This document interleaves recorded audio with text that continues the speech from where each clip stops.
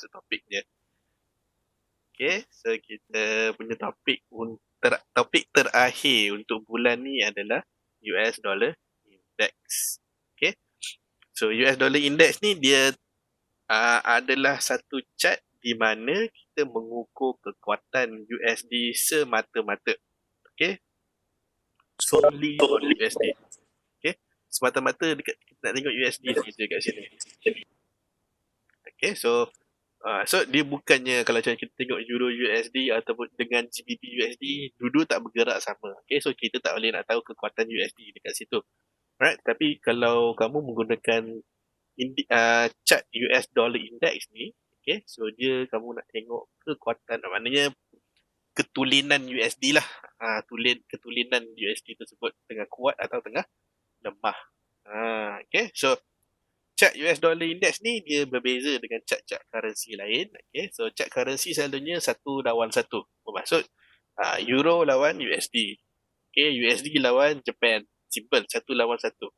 Okay, tapi di sini dia gabungkan 6 currency ni lah. Okay, so dia ada Euro, dia ada Yen, ada Pound, Canadian Dollar, Swedish Krona dengan Switzerland Franc. So dia ada lebih sedikit, ada banyak sedikit currency lah. Okay, so yang specialnya kat sini adalah satu ni, iaitu Swedish Krona. Okay, so dia punya lain sikit. Kenapa dia terlibat, saya pun tak pastilah. Okay, sebab kamu pun tak trade Swedish Krona. Dia bukan dalam kategori major currency. Okay, tapi dia terlibat sekali dalam index ni lah. Alright, so majority index ni dia melebihi, contoh Euro ni dia melebihi daripada separuh. Okay, separuh daripada kekuatan US Dollar Index ni dia akan bergantung kepada Euro. Bermaksud jika kalau kamu suka trade Euro USD, okay, dan kamu nak tengok base pada fundamental, US Dollar Index ni lah antara yang paling bagus sekali untuk buat comparison antara Euro USD dengan masa kamu trade Euro USD, sebab dia akan buat 100% comparison lah. Maksud 100% comparison ni dia sangat-sangat ikut lah. Kalau contoh USD index ni tengah turun, maksud Euro USD tu memang sangat cantik naik dia. So kalau contoh let's say kamu dah buy kat Euro USD dan kamu nak tahu sampai mana dia naik. Okay, so kamu just tengok je USD index ni. Jika dia dah start berhenti tu, maknanya Euro USD pun akan mula berhenti. Sebab dia mewakili 50, lebih daripada 50% daripada kekuatan di US Dollar Index. Okay, so ni US Dollar Index tu lah. Okay, so nombor dekat tepi dia semua berbeza berbanding dengan currency-currency yang kita selalu trade. Okay, sebab yang ini semua adalah exchange rate. Maksud satu USD bersamaan dengan berapa dolar, berapa euro contohnya. Okay, itu sebab semua tu nombor 1 point berapa saja. Okay, gold pula adalah nombor harga barang, harga gold tu lah. Okay, so harga sekarang ni adalah 1,950. Ni dalam USD. Okay, tapi kalau US dollar index, dia nombor dia kamu akan nampak dia berada dalam lingkungan 90 lebih. Okay, so nombor ni sebenarnya adalah berdasar kepada markah ataupun point system. Okay, bermaksud kalau dia kalau dia tengah kuat, markah dia akan tinggi lah, high price, high point. Okay, okay, markah tinggi. So kalau dia tengah lemah, markah dia rendah. Okay, so selalunya kita akan selalu gunakan level 100 untuk menengok kekuatan dia. Kalau dia break above 100, dia tengah kuat. Kalau dia break bawah 100, tengah melemah lah. Okay, so kalau sekarang ni sangat-sangat lemah, level 93. Cuma saya zoom out. Okay, so dia berada di satu level di mana sini pun sebenarnya ada SNR. Okay, so kita boleh nampak kat sini lah. Ada SNR kat situ. Okay, so mungkin dia akan berhenti kat sini. Ada kemungkinan. Okay, so this is dia punya carta adalah komponen-komponen dia. So yang lain-lain tu tak payah tengok sangat pun tak apa, tapi kalau kamu suka trade Euro USD index ni sangat cantik nak menjadikan comparison. Di mana kalau contoh US tengah news, news US keluar bad for USD. So Euro USD naik. So kamu nak tahu berapa jauh dia boleh naik, kamu akan tengok chart US dollar index tersebut. Okay. So ini dicerita balik tadilah apa yang saya cerita tadi tu. Okay. So selalu kita akan fokus menggunakan Euro USD. Okay. So dengan US dollar index. So dia akan selari selalunya. Tak jauh beza, tak banyak jauh lah. Okay. Sebab 50% tu adalah berdasar kepada Euro USD. So kalau Euro USD tengah menaik, USD index tu akan turun. Dia pegang majority lah. Dia bukan 100%, tapi dia memegang majority yang besar. So dia boleh mengefek USD index punya pergerakan. Okay. So kalau let's say kita tengah trade fundamental US, kita nak tahu berapa lama lagi chart tu boleh bergerak ikut fundamental, kita akan gunakan USD index sebab dia adalah direction untuk USD. Okay, so jika kalau kamu gunakan broker lain, tengoklah broker tu ada ke tidak chart US dollar index ni. So sebab chart ni sangat-sangat penting. Okay, kalau tak ada, bukalah satu dekat Centrade. Sebab ni kita ada kat sini, so boleh gunakan dia sebagai gauge ataupun sebagai panduan. Nak tengok berapa jauh market tu tengah bergerak.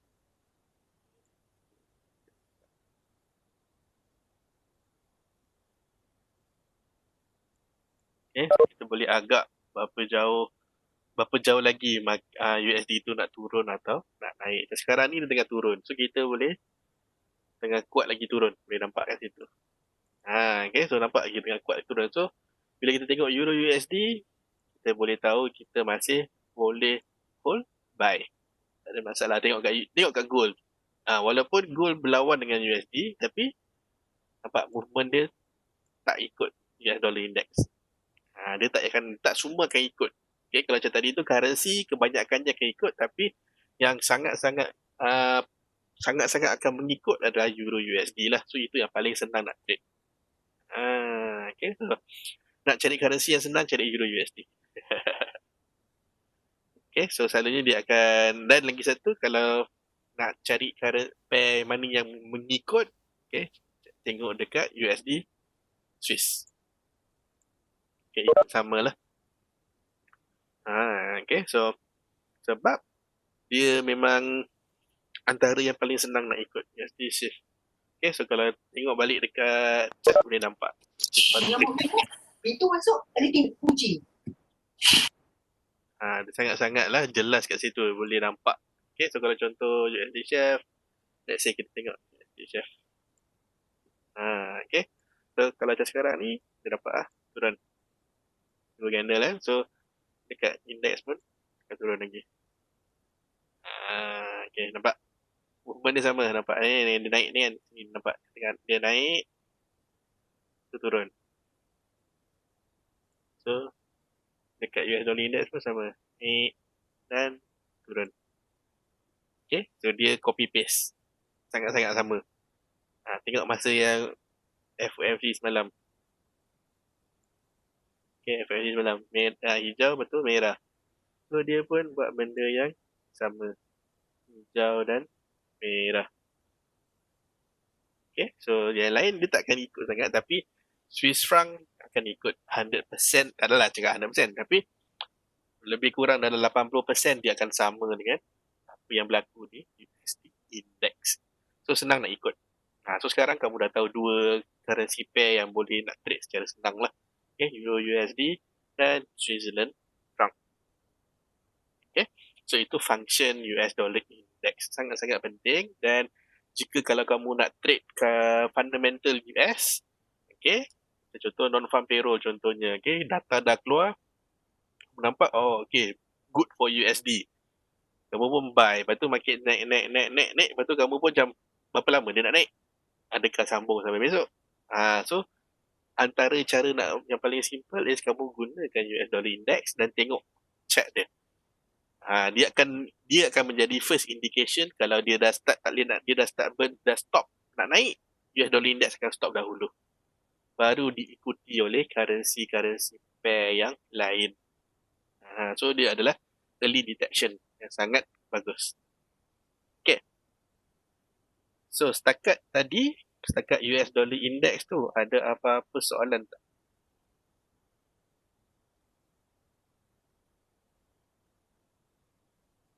US dollar index. Ada apa-apa soalan? Jangan tanya pula broker kamu ada ke tidak, saya tak tahu. Okay. Ada soalan tak? US dollar index. Okay, so US dollar index mungkin ada yang akan confuse. Mungkin ada trader yang akan cakap itu adalah US index. Ini bukan US index ya. US index tu stock index. Yang ini yang saya tengah cerita ni adalah currency dia, USD. US index tu stocks. Okay, so USD index lain. Ini kekuatan currency USD. US index tu macam S&P, Nasdaq itu index company, itu stocks. DXY, betul. So ada setengah broker akan panggil DXY lah. Dia punya sebagai dia punya code dia. Okay. So dia berbeza, dia bukannya Nasdaq, dia bukannya S&P 500. Okay, so itu semua adalah index stock. Dia berbeza. DXY betul, DXY sama. DXY itulah yang kita tengah cerita ni. Apa beza stocks? Stocks tu stocks company, bukannya stock negara. So kalau dekat US kita akan ada 3 kategori stocks. Alang dah cerita ni, kita ceritalah sikit. Sebab hari tu pun macam ada orang nak minta cerita. Saya cari sebab kod dekat sini dia lain. Saya tak hafal lagi kod. Dia ada satu ni. Stack. Dan okay. Kita ada 3 ni lah. Okay.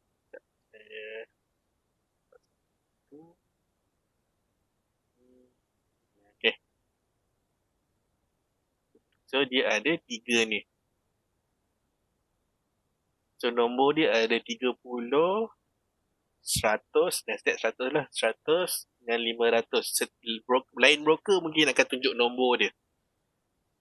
Okay, lain broker mungkin akan tunjuk nombor dia kat situ lah. Kat kod dia tu mungkin akan tunjuk nombor dia.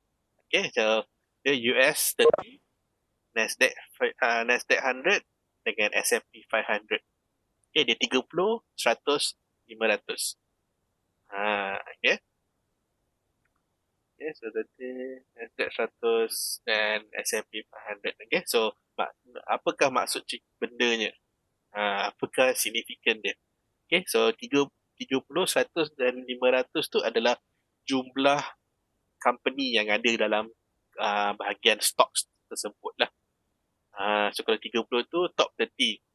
30 top 30 company di US. Okay, so kalau macam Nasdaq 100, okay, Nasdaq ni more kepada company teknologi lah. Nasdaq dia lain sedikit. Dia hanya company teknologi. So kalau berada di Nasdaq, mungkin kamu akan jumpa Google, Facebook, YouTube. Diorang semua akan berada di Nasdaq. Okay. Kalau S&P pula adalah 500 company. So dia lain. Okay. So kalau kamu perasan, sebenarnya tiga-tiga chart ni lebih kurang je sama. Dia punya pergerakan. Tak banyak jauh beza lah. Okay, tapi dia kadang-kadang dia ada signifikan dia. Cuma kita sebab kita tak trade stocks ni, so kita pun sebenarnya tak tengok sangat. Okay, bukan bermaksud bendanya tak penting.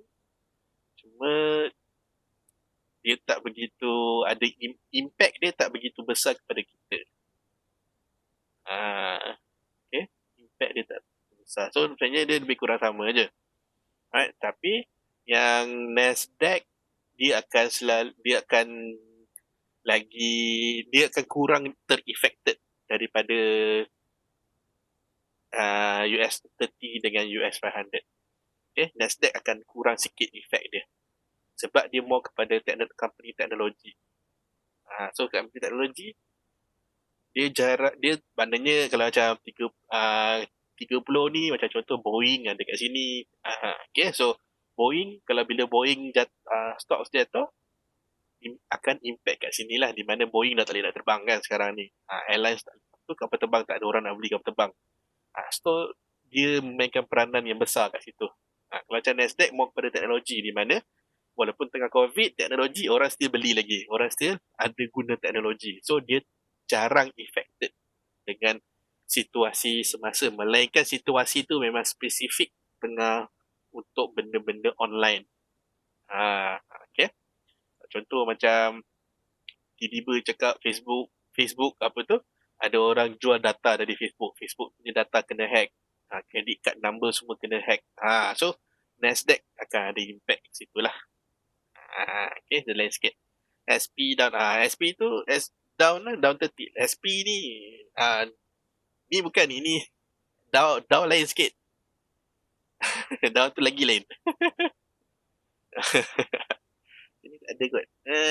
Down 30. Sama je. Sama je semua. Itu sama juga. Okay. Dia sebenarnya ada lagi indices, dia ada lagi sikit cerita dia, tapi itu kita tak sangat, sebab kita tak spesifik. Okay, sebab ini dia dah terlalu spesifik. Kita nak tengok USD secara keseluruhan. So paling simple gunakan US dollar index. Sangat-sangat simple. Okay. So tapi kalau macam negara lain, dia tak ada indeks tersebut. So kita kena menggunakan indeks tu lah. Indeks stocks tu kita akan gunakan untuk currency yang lain. Contoh macam euro, kita akan gunakan DAX 30. Okay, DAX 30 ni adalah Jerman punya stocks. Okay, so siapa yang trade euro ni boleh dengar kat sini lah. Okay, sebab stocks Jerman ni dia bergerak sejam lebih awal. Maknanya dia punya open market lah. Kalau macam kita nampak dekat MT4 kita 24 jam. Jangan tengok macam tu. Okay, so maksud kalau macam London buka pukul 4, okay, DAX 30 pukul 3 dia dah start jalan.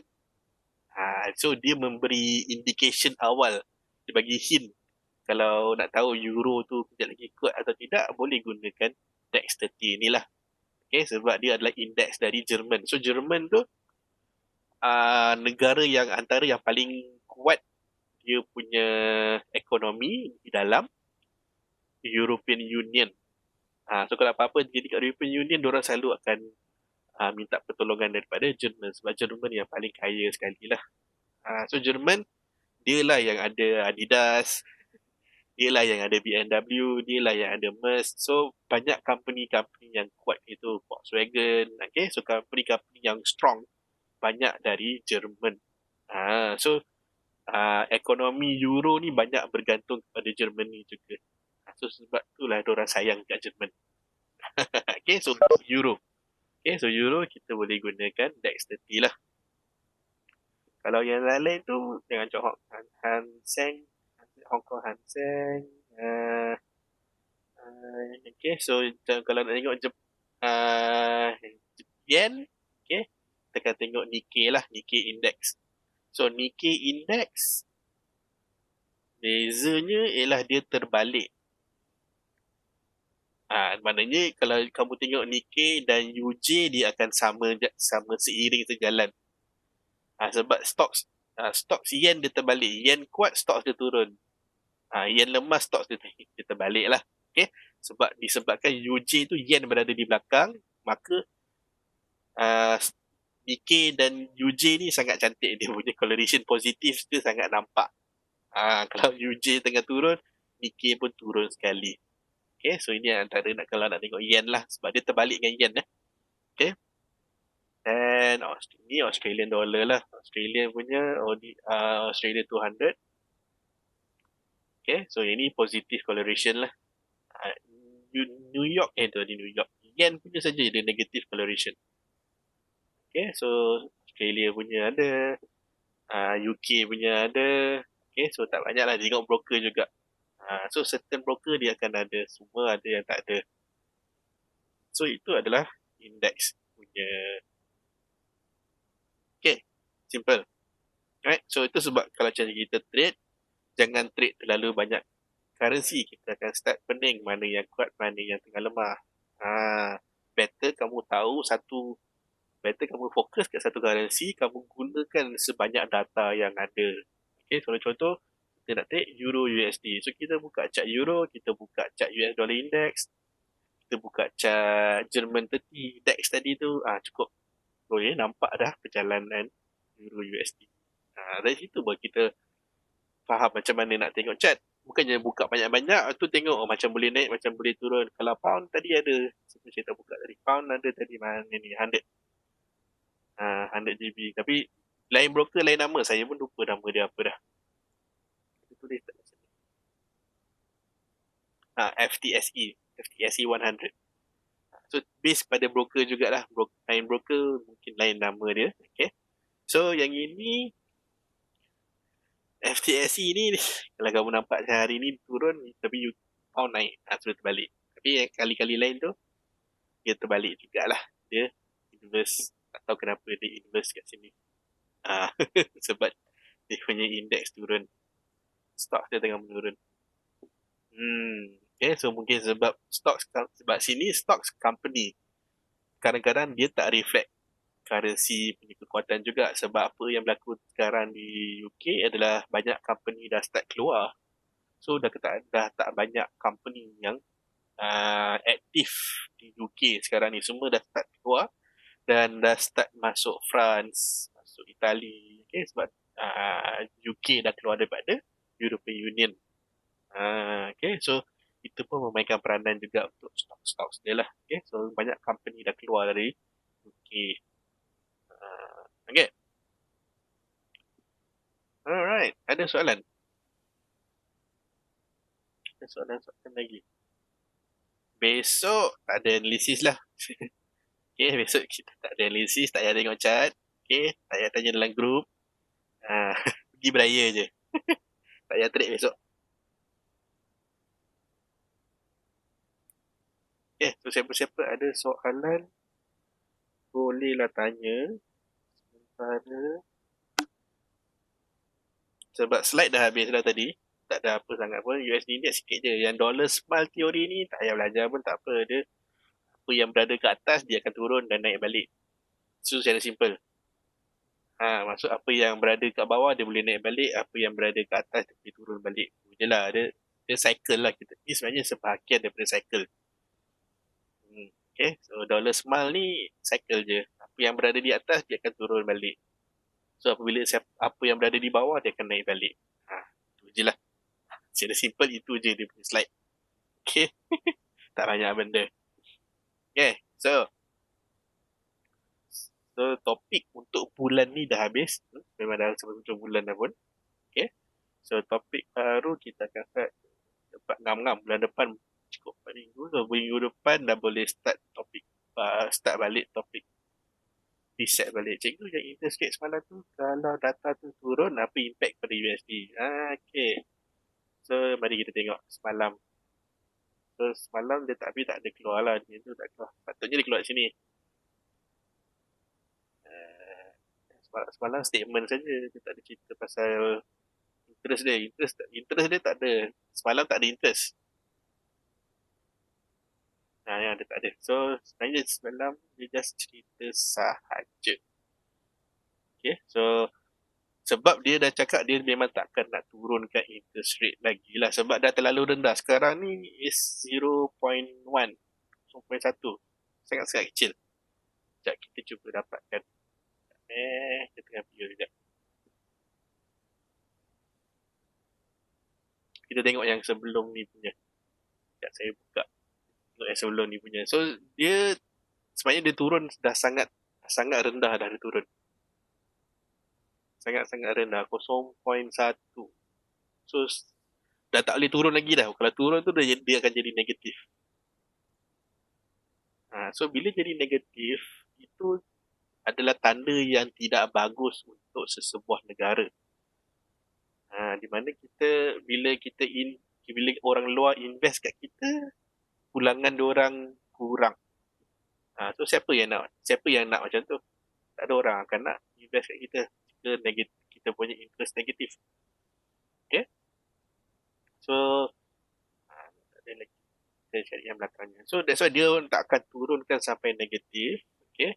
Apa yang diorang boleh buat hanyalah untuk mengukurkan je lah 0.25. Okay? So dia tak nak turunkan lagi. So 0.25 tu daripada last kali. Hari tu dia jatuh teruk daripada 1.25, tiba-tiba jatuh 0.25. So lompatan yang sangat besar lah. Okay, so dia dari awal tahun lepas, dari tengah tahun lepas kita dah nampak sebenarnya penurunan dia. Okay, so paling tinggi dia orang pernah naik adalah 2.5. Okay, dari awal Disember 2018, okay, dia stay kat situ. 1, 2, 3, 4, 5 kali. Sampai Jun tu baru dia start turun. 2.5, 2.25. Lepas tu 2, 1.75. Stay kejap. Turun, teruk. Okay. So bila dia turun tu, dia tak boleh, dia akan base pada cycle. Okay, bila currency terlalu nilai currency terlalu mahal, dia akan naikkan lagi interest rate.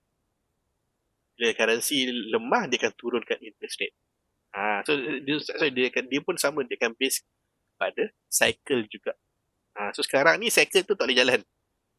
Sekarang ni dia akan tetapkan pada 0.25 sampai tahun hadapan. Okay, bermaksud memang dia tidak boleh nak minta investor untuk masuk. Okay, dia tak boleh nak paksa investor masuk lah. Tetapi sebab ekonomi masih belum pulih. Jika ekonomi dah start pulih, barulah dia akan pujuk orang untuk join, untuk invest dekat US. Sekarang ni tak boleh lagi. Itu yang kita masukkan lah. Okay, so dia tak akan turunkan interest rate tersebut. Okay, apa yang dia akan buat sekarang ni adalah more kepada stimulus. Ataupun yang selalu kamu dengar dari TV sekarang lah. Okay, rangsangan-rangsangan. Okay, so macam kita bagi duit dekat company, kita bagi duit dekat rakyat. Okay, sebab kita nak duit tu berpusing. Kalau rakyat sendiri belanja duit dia tak nak, sebab duit dia tengah bahaya, tengah kekurangan duit. Tapi kalau kita sebagai kerajaan, kita bagi duit dan suruh dia belanja, so kita nak benda tu berlaku. Okay, sebagai sebuah negara, kita selalu nak duit kita sentiasa sekilit. Maksud sentiasa berjalan. Bank tak ada banyak duit. Kita nak bank tak nak pegang duit terlalu banyak. Bermaksud bila bank tak pegang duit tu, bermaksud orang ramai buat loan. Orang ramai buat bisnes, nak buat pinjaman, beli rumah, beli kereta. Okay, so benda tu bagus. Tapi kalau tak ada orang buat pinjaman, tak ada orang ambil loan, duit tersangkut kat bank. So duit bila berhenti duit tu tak jalan, ekonomi pun tak berjalan lah. Okay, so dia semuanya bermula daripada individu. Jika individu dapat beli barang daripada peruncit dapat beli barang daripada stok, daripada warehouse. So warehouse beli pada manufacturing beli bahan mentah ada pusing. So itu yang kita nak dari segi ekonomi. Okay, so bila kita tengok kedai tu maju, banyak orang membeli barang dia, so kita pun buka kedai yang sama sebelah dia. Kita buat pinjaman. Kita tahu ekonomi masih berjalan, masih ekonomi tengah bagus. So macam mana kita nak tahu ekonomi tengah bagus? Kita akan nampak selalu orang membeli barang banyak. Apa maksud? Gaji tengah tinggi, okay, nilai barang tak mahal dan kita sebagai rakyat mampu nak berbelanja. So masuk kat situ ekonomi tengah bagus. So kalau contoh macam sekarang, contoh semasa, ekonomi tak bagus lah. Okay, kita tak cukup duit, gaji dah kurang, ada yang gaji kena tolak, ada yang terus tak ada gaji. Okay, that's why kerajaan cakap matrimonium tu, sewa bulanan kita diberhentikan dahulu sebab kita tak mampu nak bayar sewa tersebut. Sebab itu sewa kereta, sewa rumah, so semua tu diberhentikan dahulu. Sementara tu kita boleh kumpul balik duit. Kalau let's say benda tu continue on, kita tak boleh nak bayar. Bank pun tak larat nak ambil kereta kita, tak larat nak ambil rumah kita banyak-banyak tu semua. Dia pun nak buat apa? Tak ada orang lain yang akan beli daripada dia. Dia buat lelong ke macam mana pun sebab semua orang tengah tak ada duit. So kita pause, kita berhentikan seketika bayaran pulangan tersebut. So kita sebab lepas tu bagi pula stimulus, bagi bantuan supaya kita pun start berbelanja walaupun kecil. So boleh nampak lah apa tu macam masa awal-awal dulu food delivery makin ramai orang guna. Lepas tu Lazada, Shopee semua makin naik. So dari situ ekonomi akan boost balik secara perlahan-lahan. So macam orang yang ada kedai, okay, kita tutup kedai, kita buka kat Shopee. Macam itulah. Right? So duit tu sentiasa kena rolling. Kalau duit tu berhenti, ekonomi tak berjalan. Panjang cerita dia. Okay. Ada apa-apa soalan lagi? So ini adalah topik terakhir untuk bulan ni. Bulan depan kita akan ulang balik dari topik satu. Bila kerajaan bagi belanja kepada rakyat tak rugi kepada negara. Okay. Soalan ni agak sensitif tapi tak sensitif lah. Okay, so kerajaan dia akan sentiasa, kerajaan dia ada simpanan. Dia bukannya bila kita cerita selalu yang kita selalu dengar adalah kerajaan tengah berhutang. Okay, hutang ni, hutang itu, hutang negara, hutang apa semua, banyak hutang. Okay, tapi kerajaan masih ada duit. Kenapa? Okay, so antaranya adalah sebab kita ada banyak aset. Kita ada banyak benda yang kita boleh jual pada orang, yang benda yang kita boleh dapatkan hasil.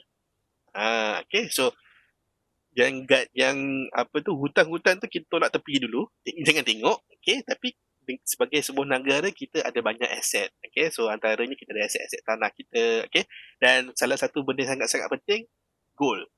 Okay, physical gold, simpanan gold. Setiap negara kita ada simpanan gold. Okay, so simpanan gold tu memainkan peranan untuk mengukuhkan currency kita. So apabila currency kita tengah lemah, kita akan jual gold kita. Gold kerajaan ataupun gold negara tu kita akan jual untuk kukuhkan balik currency negara. Okay? Dan kita sebenarnya ada lagi satu benda yang kita boleh buat sebagai kerajaan, iaitu kita ataupun sebagai bank pusat lah. Okay, bank negara, iaitu kita boleh print duit. Kita boleh print duit. Okay. So print duit ni maksud kerajaan tak rugi apa-apa pun. Nampak tak? Orang nak duit, okay, kita print. Bagi duit. So duit tu akan masuk circulation. Orang akan belanja. Macam kita, apa yang kita dapat sekarang ni, bila kita dapat bantuan, semua orang belanja duit tersebut. Tak ada orang yang akan simpan duit tu. Dapat 300 ke 600 ke 1000 ke, kita akan belanja duit tersebut. So duit tersebut akan boost ekonomi kita secara long term. Okay. So bila kita kelemahan apabila kita print duit tu adalah nilai duit kita akan susut sedikit demi sedikit. Tapi tak adalah begitu ketara. Sekarang ni mungkin kita tak akan perasan kalau susut pun. So sebenarnya kerajaan tak risau untuk membelanjakan sedikit duit bagi kita. Supaya kita, sebab yang boleh boostkan balik ekonomi hanyalah rakyat. Sebab kita nak buat secara dalaman, secara internal. Kerajaan dia boleh buat dari segi luaran, maksud menarik investor. Tapi benda tu nak kena tengok negara kita lah. Negara tengah tak stable, tak ada orang nak masuk invest. So instead of mencari pertolongan dari luar, kita gunakan pertolongan yang kita ada sendiri, iaitu rakyat kita sendiri. Kita bagi duit, so dia belanja. So duit tu akan sekelit. Okay. Nampak tak kenapa dia bagi duit tu sebelum raya? Sebab dia sebelum raya. Ngam-ngam masa gaji masuk, masa duit bantuan masuk, kamu ada duit lebih. So terus belanja. Nampak tak? Okay. Ada soalan lagi?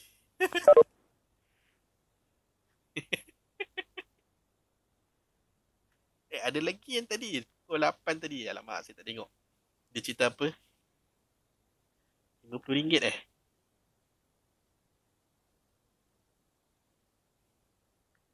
RM45 ni penjana. Apa tu? Oh, apa tu? Wallet punya apa tu? So nampak dia orang fokus more kepada duit sebab kalau bagi duit fizikal, duit kertas tu ada nilai. Kalau kita selalu print, nilai tu kan susut. So sekarang dia buat apa? Dia bagi duit digital. Duit digital sebenarnya tak ada nilai. Maksud tak ada cost, tak ada tak susut nilai. Dia hanya dah nombor saja. So sekarang ni nampak dia kerajaan dia tukar, dia bagi dalam bentuk digital money. So digital money pun bagi kita masih boleh spend. Kita masih boleh dapat barang yang kita beli. Okay, so nilai duit tu tak akan susut, tapi kita akan boostkan balik ekonomi dari segi digital. Lepas tu company-company yang tak terlibat, dia akan sibuk. Kita pun nak terlibat sebab dia orang nak claim. Bukan nak claim RM50 tu, tapi nak claim dari kita RM50 tu. Sebab dia nak jual barang dia. Sekarang ni kedai fizikal, kita panggil brick and mortar lah, kedai fizikal. Tak ada orang nak datang je kena scan. Kena leceh kan, nak kena scan lah, nak kena beratur lah, tak cukup orang lah. Tu staff tak boleh ramai. So kedai jadi sangkut, tak boleh nak jual barang.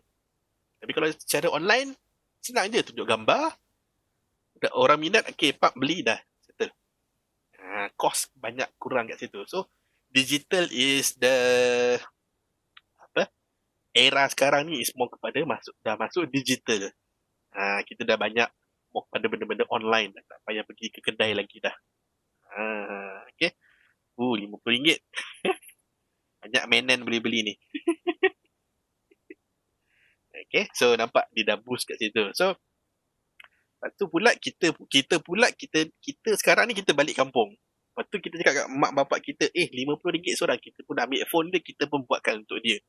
So benda tu makin grow lagi, bagi lagi banyak.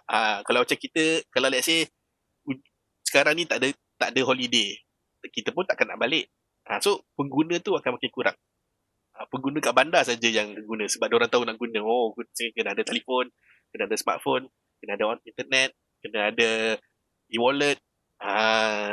Okay. So sama juga macam bila kita register kat broker buat NDB, kita satu family kita punya IC kita guna register. Sebab nak trade banyak-banyak kali account tersebut. So sama je. Okay. Nak kena tengok lah balik e-wallet dia RM50 ni. Okay. Ada apa-apa lagi nanti kamu akan tengok e-wallet mana yang akan buat promotion. Sebab dia nak suruh kamu masuk wallet dia. So dia akan cakap, okay, kalau claim dengan saya akan bagi extra lagi berapa banyak. So sekarang ni ada tak Senggo, Boost, Grab, 3 wallet So setiap wallet tu dia akan buat promotion dia sendiri lagi untuk tarik kamu claim dekat dia. Sebab dia pun nak buat bisnes. Bila database dia ramai, dia boleh minta kedai tu buka dengan dia. Okay, so sekarang ni semua benda kita dah start buat digital. Okay, ada apa-apa soalan lagi?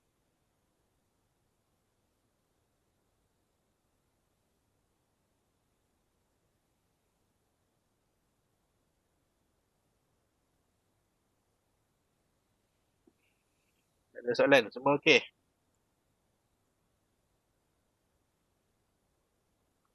Lagi 2 minit. Recording dah. Yelah, market pun tak ada apa sangat. Dia just reaction dari semalam punya. So, dia akan continue on lah. Bermaksud currency semua akan masih lagi kuat daripada USD sampai minggu hadapan sebab kita nak tunggu FOMC pula.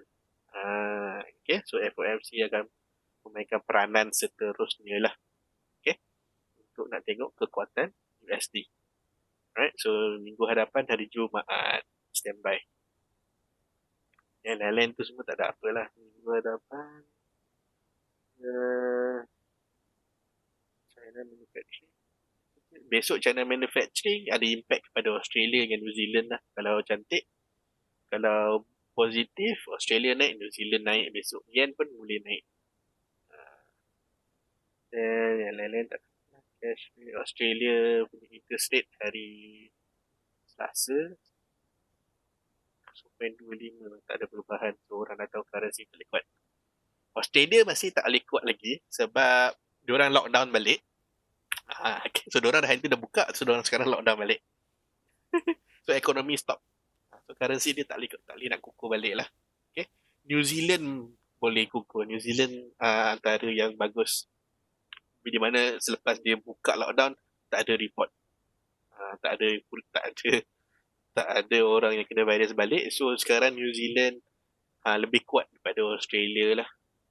Okay. Itu New Zealand GBP. So minggu depan pun kita ada interest rate untuk GBP. Itu je lah untuk minggu hadapan. Tak banyak dah. Okay. Alright.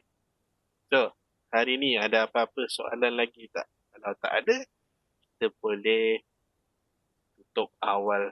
Adalah awal sangat pun, seminit dua je. Okay. So boleh nampak Canada sangat-sangat lemah. Jauh dah tu. Berapa pip? 100 pip dah. Dia seorang je yang naik. UCHEF tak naik, UJ tak naik, UCAT seorang naik. Okay, so semua okay Kalau apa-apa boleh tanya balik dalam group. Recording kalau sempat saya post malam ni lah kot. Kalau saya dapat convert, saya post malam ni lah. Saya tak tunggu besok. Besok saya tutup laptop. Saya tengok chat. Saya tengok lembu je besok. Okay. So kita sambung balik hari Selasa hadapan. We start balik semua kelas. Okay. Tapi kalau ada apa-apa nak tanya, boleh je tanya besok. Tak ada masalah. Saya masih buka phone lah. Tengok chat kat phone. Okay. So terima kasih semua kerana datang. Kita jumpa dalam grup nanti. Kalau apa-apa dalam grup lah. Okay. So Assalamualaikum dan terima kasih. Good evening.